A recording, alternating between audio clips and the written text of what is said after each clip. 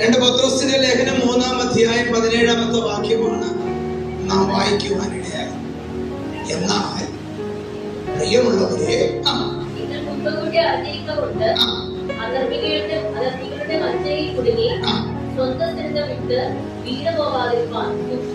അപ്പൊ കർത്താവ് നമ്മളോട് പറയുക, നിങ്ങൾ വീണു പോകാതിരിപ്പാൻ എന്ത് ചെയ്യണം?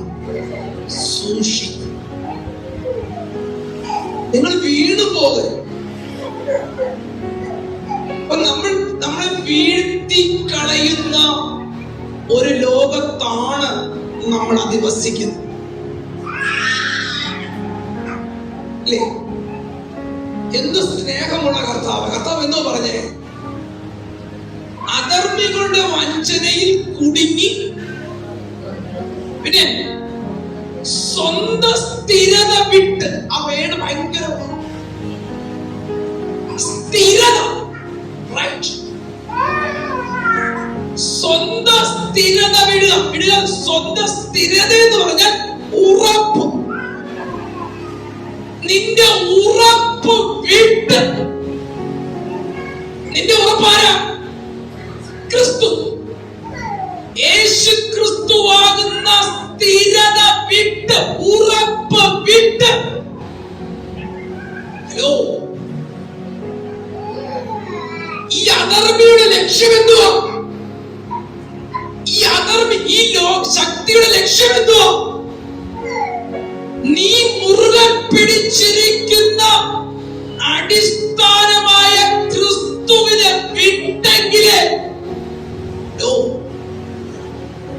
നിന്റെ വിശ്വാസം വിട്ടെങ്കിലേ വീണു പോകാതിരിപ്പാൻ. ഈ ക്രിസ്തുവിനെ വിട്ടാൽ നിങ്ങൾ വീണു പോകും.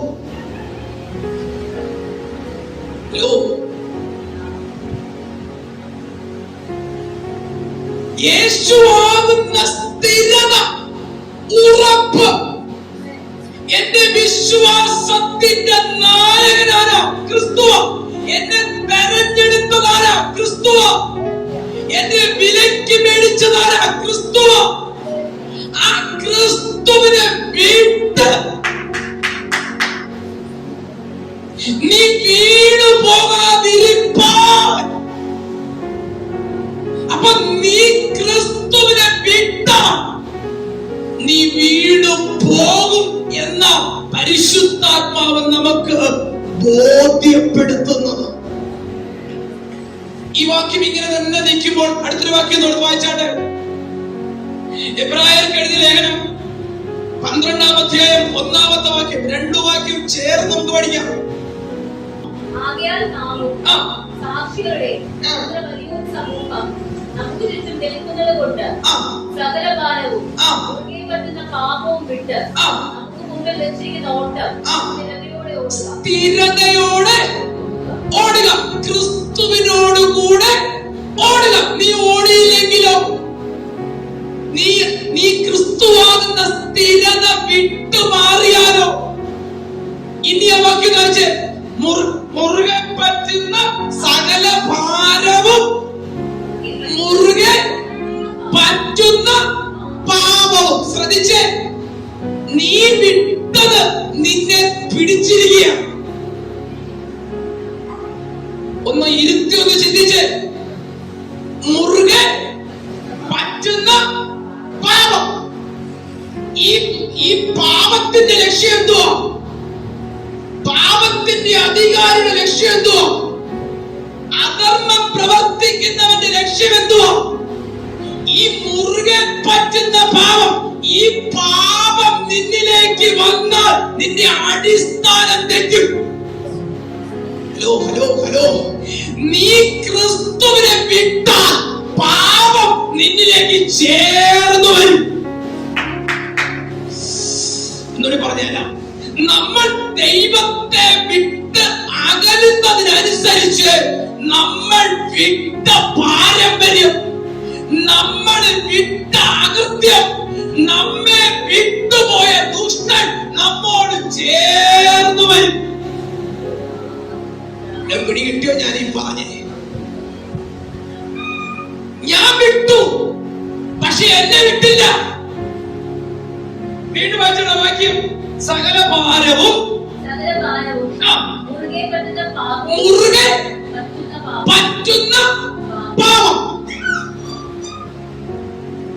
മുറുകെ പിടിക്കുക.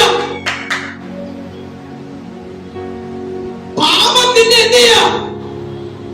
മുറുകെ പിടിക്കുക, ചേരാൻ നോക്കുക.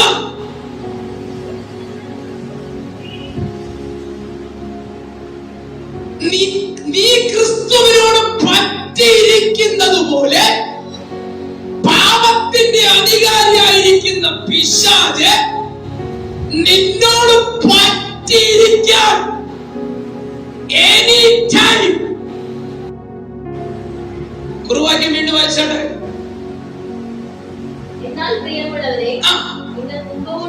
നിങ്ങൾ പ്രിയമുള്ളവരാണോ? നിങ്ങൾ ദൈവത്തിന്റെ പ്രിയമക്കളാണോ? നിങ്ങൾ ദൈവത്തിന്റെ പ്രിയമക്കളാണെങ്കിൽ ദൈവം പറയുന്നത് നിങ്ങൾ അനുസരിക്കണം. ദൈവം പറയുന്ന വഴിയിൽ നിങ്ങൾ നടക്കണം. അതിനകത്തൊരു ദൂത് പറയാം. നീ ക്രിസ്തുവിനോട് ചേർന്ന് നിൽക്കുന്നത് ആർക്കിഷ്ടമില്ല, ആർക്കിഷ്ടമില്ല. പിശാചിന് നീ ക്രിസ്തുവിനോട് ചേർന്ന് നിന്നാൽ പിശാചിന്റെ പല പ്രവൃത്തികളും നിന്റെ ജീവിതത്തിൽ വെളിപ്പെടാതിരിക്കും. പിശാചിന്റെ പല ഉദ്ദേശങ്ങളും നിന്റെ ജീവിതത്തിനകത്ത് നടക്കില്ല. അത് നടക്കാത്തത് കൊണ്ട് അവന്റെ ആഗ്രഹം മുഴുവനും നീ ക്രിസ്തു എന്ന സ്ഥിരത വിട്ട്, ക്രിസ്തു എന്ന അടിസ്ഥാനത്തെ വിട്ട്. പ്രതിസന്ധി വരുന്നത് എന്തിനാ മക്കളെ? പ്രതികൂലം വരുന്നത് എന്തിനാ? നിന്നെ ക്ഷീണിപ്പിക്കുന്നത് എന്തിനാ? ഈ പകൽക്കാലം ദൂത് പറയാം. നിന്നോട് ഇത്രമാത്രം പിശാച് പോരാടുന്നതിന്റെ കാരണം എന്താ? നിന്റെ ഉറപ്പ് അത്ര വലിയ ശക്തിയാ. സ്തോത്രം, സ്തോത്രം, സ്തോത്രം, സ്തോത്രം. ഏത് വിധേനയും നിന്നെ ക്രിസ്തുവിൽ നിന്ന് വേർപെടുത്തണം. ഏത് വിധേനയും നിന്റെ വിശ്വാസ ജീവിതത്തിൽ നിന്ന് നിന്നെ വേർപെടുത്ത. നീ വീണു പോകുന്നത് എങ്ങനെയാ? യേശുവാകുന്ന സ്ഥിരത, യേശുവാകുന്ന അടിസ്ഥാനം. നിന്നെ ആരില്ല ദൈവം പണിഞ്ഞിരിക്കുന്നത്? നിന്നെ ആരില്ല ദൈവം ഉറപ്പിച്ചിരിക്കുന്നത്? ക്രിസ്തുവിൽ. ആ ക്രിസ്തുവിനെ വിട്ട് വിട്ട് വീണു പോകാതിരിക്കാൻ വിട്ടാ നീ വീഴും. കരമേർ ദൈവത്തിന് മഹത്വം കൊടുത്താട്ടെ. അപ്പൊ പരിശുദ്ധാത്മാവ് എന്തോ പറയുന്നേ? മക്കളെ, എന്റെ പ്രിയമുള്ളവളെ, എന്റെ പ്രിയ മണവാട്ടിയെ, എന്തോ പറയുന്നേ? എന്തോ പറയുന്നേ? ഈ ക്രിസ്തുവിനെ നീ വിട്ട് പോകരുത്. ശ്രദ്ധിച്ചേ, ക്രിസ്തുവിനെ വിട്ട എന്ത് പറ്റും മാമേ? വിട്ടാൽ നിങ്ങൾക്ക് എന്ത് സംഭവിക്കും? നിങ്ങൾ വീണ് പോകും. അതേ വാക്യം തന്നെ ഇപ്പുറത്ത് നോക്കിയേ, മുറുകെ പറ്റുന്ന പാപം വിട്ട്. അപ്പൊ നിങ്ങൾ എന്ത് വിട്ടിട്ടാ ക്രിസ്തുവിനോട് ചേർന്നത്? പാപത്തെ.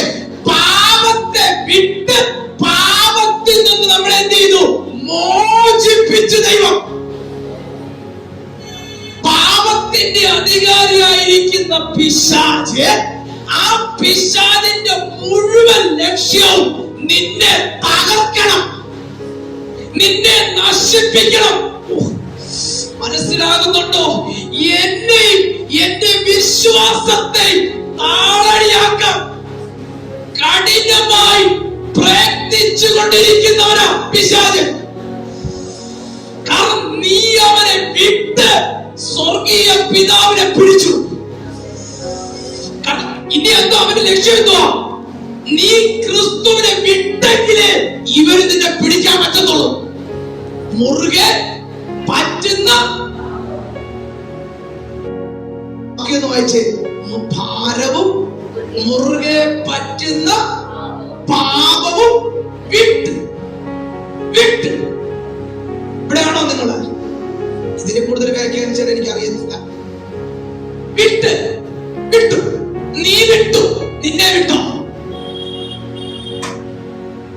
നമ്മൾ വിട്ടു. നമ്മുടെ പാപ സ്വഭാവത്തെ എന്ത് ചെയ്തു? ഞാൻ വിട്ടു, ഞാൻ ഉപേക്ഷിച്ചു. പക്ഷെ നീ ഉപേക്ഷിച്ചെങ്കിലും നിന്നെ അത് ഉപേക്ഷിച്ചോ? അതിന്റെ ആഗ്രഹം മുഴുവൻ എന്തുവാ? നിന്നോടാ. കാരണം നീ എങ്ങനെ വിട്ടു? ക്രിസ്തു മുഖാന്തരം. ക്രിസ്തു മുഖാന്തരമാ വിട്ടത്. അങ്ങനെയെങ്കിൽ വീണ്ടും നിന്നെ അടിമയാക്കണമെങ്കിൽ ഈ ക്രിസ്തു നിന്നിൽ നിന്ന് എന്ത് ചെയ്യണം? മനസ്സിലാവുന്നുണ്ടോ?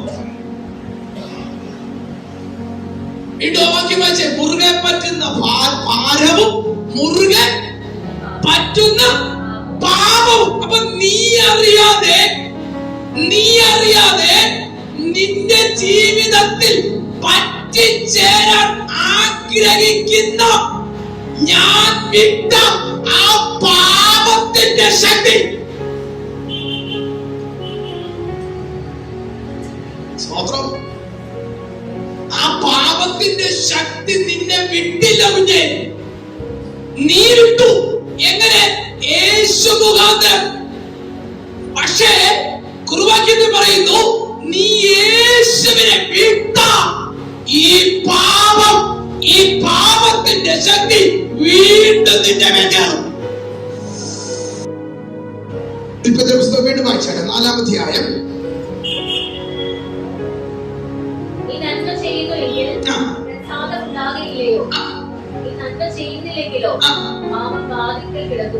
പാപം വാതിക്കൽ കിടക്കുന്നു.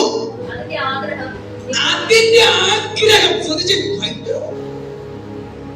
നിന്റെ ആഗ്രഹം ക്രിസ്തുവിനോട് ചേരാൻ ആഗ്രഹിക്കുമ്പോൾ നീ വിട്ട പാപത്തിന്റെ ശക്തിയുടെ ആഗ്രഹം നിന്നോട് ചേരാനാ. നീ ക്രിസ്തുവിനെ വിട്ടാൽ പാപം നിന്നെ പിടിക്കും. നീ ക്രിസ്തുവിനെ വിട്ടാൽ പാപത്തിന്റെ പിന്നിൽ വ്യാപരിക്കുന്ന ദുരാത്മാവ് നിന്നെ കീഴ്പ്പെടുത്തും. അതുകൊണ്ടാണ് പൗലോസ് പരിശുദ്ധാത്മാവ് നിറഞ്ഞ് പത്രോസ് പറയുന്നത്, പ്രിയമുള്ളവരെ,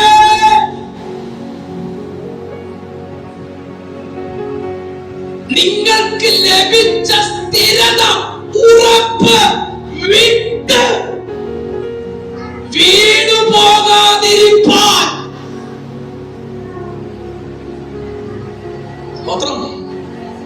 സ്വത്രം പറഞ്ഞേ. എങ്ങനെ പാസ്റ്റർ എന്നെ വീഴ്ത്തി കളയാൻ പറ്റും? എന്നെ എങ്ങനെ വീഴ്ത്തി കളയും? കുർബാനയ്ക്ക് വീണ്ടും വായിച്ചാട്ടെ. എന്നാൽ പ്രിയമുള്ളവരെ, മുൻകൂട്ടി അറിഞ്ഞിരിക്കൊണ്ട്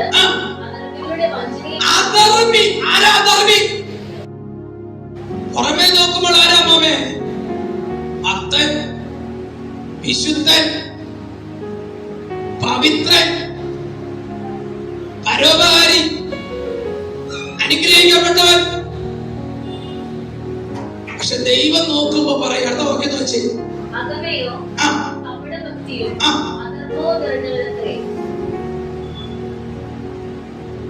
അങ്ങനെ പറഞ്ഞപ്പോ വീണ്ടും മനസ്സിലായില്ല പാസ്റ്റർ. ഒന്നുകൂടി തോന്നിപ്പിക്കല്ലേ? നിങ്ങൾക്ക് അവിടെ ഒന്നുകൂടി മനസ്സിലായില്ല എന്നാ വീണ്ടും വായിച്ചേ. 7-ാം അധ്യായം മത്തായി 7:23 വായിച്ചേ. മത്തായി 7:23.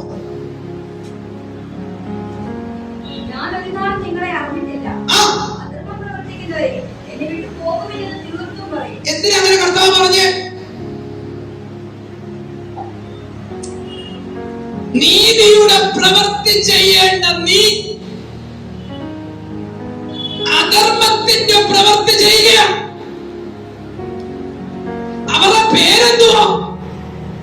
ദൈവ മക്കൾ. അവർക്ക് യേശുവിനെ അറിയാം. അവർ യേശുവിനെ അറിയാം. യേശുവിന്റെ വഴി എന്തെന്ന് അവർക്കറിയാം. പക്ഷേ ദൈവത്തെ അറിഞ്ഞിട്ടും ദൈവ വഴിയിൽ നടക്കാത്തവർ, ദൈവ ഇഷ്ടം അറിഞ്ഞിട്ടും ദൈവ ഇഷ്ടം പ്രവർത്തിക്കാത്തവർ. മക്കളെ ഒന്ന് വായിച്ച വാക്യം. അന്ന് ഞാൻ അവരോട്, ഇന്ന് ഞാൻ നിങ്ങളോട് പറയുക, അന്ന് കർത്താവ് പറയാതിരിക്കാൻ ഇന്ന് കർത്താവ് നിങ്ങളെ ബോധ്യപ്പെടുത്തുക. ദൈവിക ധർമ്മം ചെയ്യുക, നീതിയുടെ പ്രവൃത്തി ചെയ്യേണ്ടതിന് പാപത്തെ വിട്ട് ദൈവ പ്രവൃത്തി ചെയ്യേണ്ടത് തെരഞ്ഞെടുത്തവനാ ദൈവം. വിട്ടതിനെ തിരിച്ചെടുത്ത് വച്ചിരിക്കുക. അങ്ങനെ ജീവിച്ചവരെ നോക്കി കർത്താവ് പറയാം, അന്ന് ഞാൻ അവരോട്. ഇന്ന് നിങ്ങളോട് എന്തിനെങ്കിലും പറയുന്നേ? ശ്രദ്ധിച്ചേ, ഇന്ന് എന്തുകൊണ്ട് എങ്ങനെ പറയുന്നേ? കുറുവാക്യം വീണ്ടും വായിച്ചാണ് വാക്യം അപ്പോഴറിയാം.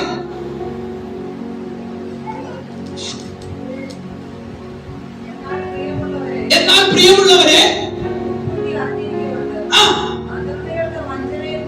അപ്പൊ നീ എന്താകരുത്? കർത്താവ് എന്തോ ആഗ്രഹിക്കുന്നേ? അധർമ്മികളുടെ ഇടയിൽ, അധർമ്മം പ്രവർത്തിക്കുന്നവരുടെ ഇടയിൽ അവരാരാ? അവർ ദൈവത്തെ അറിഞ്ഞവരാ, അവർ ദൈവത്തെ ആരാധിക്കുന്നവരാ, അവർക്ക് ദൈവം ആരെന്നറിയാം. പക്ഷേ അവരുടെ പ്രവൃത്തിയിൽ ആ ദൈവിക ധർമ്മമില്ല. ഒന്നുകൂടി ആഴമായി പറഞ്ഞാൽ, നിന്നെ വിളിച്ച ക്രിസ്തുവിന്റെ മുമ്പിൽ നിനക്ക് ബോധിച്ചതുപോലെ നടക്കരുത്. തോന്നുന്നത് പോലെ ജീവിക്കാനല്ല ക്രിസ്തീയ ജീവിതം ഒരു പ്രമാണമാണ്. സ്വോത്രം പറഞ്ഞേ. അധർമ്മത്തിന്റെ പ്രവൃത്തി നീ ചെയ്താൽ ദൈവം പറയുന്നു, ഞാൻ നിന്നെ ഒരു നാളും അറിയുന്നില്ല. വീണ്ടും വായിച്ചുള്ള വാക്യം. അവരുടെ നാവ് മരണകരമായ അസ്ത്രമാകുന്നു, അത് വഞ്ചന സംസാരിക്കുന്നു എന്ന് പറയാൻ എന്തോന്നറിയോ? അതിനൊന്നും പൊരുൾ തിരിച്ചപ്പോ വഞ്ചനയുടെ അസ്ത്രം. ശ്രദ്ധിച്ചേ, വഞ്ചനയുടെ അസ്ത്രം. ശ്രദ്ധിച്ചേ, അവരുടെ വാക്ക് നിന്റെ അസ്ഥിമജ്ജകളെ തുളച്ചു ചെന്ന് ദൈവത്തിൽ നിന്ന് ലഭിച്ചത് മുഴുവനും അവരപഹരിക്കും. ദൈവം എന്താ പറഞ്ഞേ? ഈ ഫലം തിന്നരുത്, തിന്നുന്ന നാളെ നീ എന്ത് ചെയ്യും? മരിക്കും. പിശാച് എന്താ പറഞ്ഞേ? നിശ്ചയമായും നിങ്ങൾ മരിക്കില്ല, നിങ്ങൾ ദൈവത്തെ പോലെയാകുമെന്ന് ദൈവം അറിയുന്നു. ഇപ്പൊ ആരാ കുറ്റവാളി? ദൈവം. ഞങ്ങൾ ഈ പഴം പറിച്ച് തിന്ന ദൈവത്തെ പോലെ ആകുമെന്നുള്ളത് കൊണ്ട് ദൈവത്തിനത് ഇഷ്ടമില്ല. പിടികിട്ടിയോ? സൃഷ്ടാവായ ദൈവം പറഞ്ഞു എന്തുവാ? ഈ പഴം പറിച്ച് തിന്നരുത്, തിന്നുന്ന നാളെ നിങ്ങൾ എന്ത് ചെയ്യും? മരിക്കും. പിശാച് എന്തോ പറഞ്ഞേ? മരിക്കയില്ല, മരിക്കയില്ല. ശ്രദ്ധിച്ചോ? മരിക്കയില്ല. പിന്നെ നിങ്ങൾ തിന്നുന്ന നാളിൽ നിങ്ങൾ ദൈവത്തെ പോലെ ആകും എന്ന് ദൈവം അറിയുന്നു.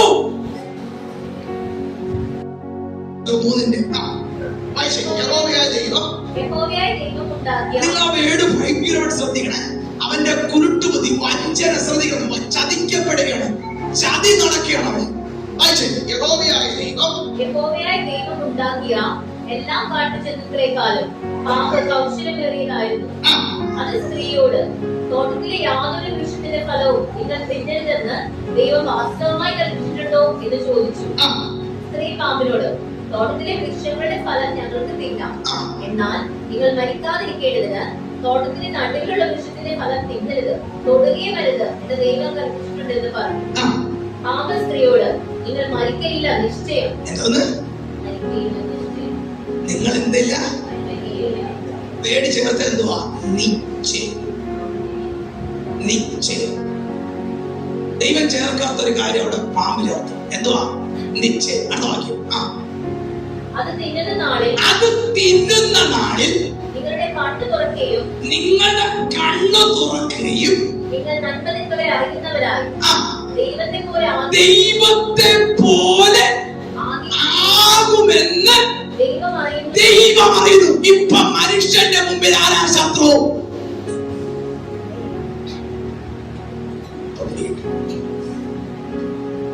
ഇപ്പൊ ആരാ ശത്രു?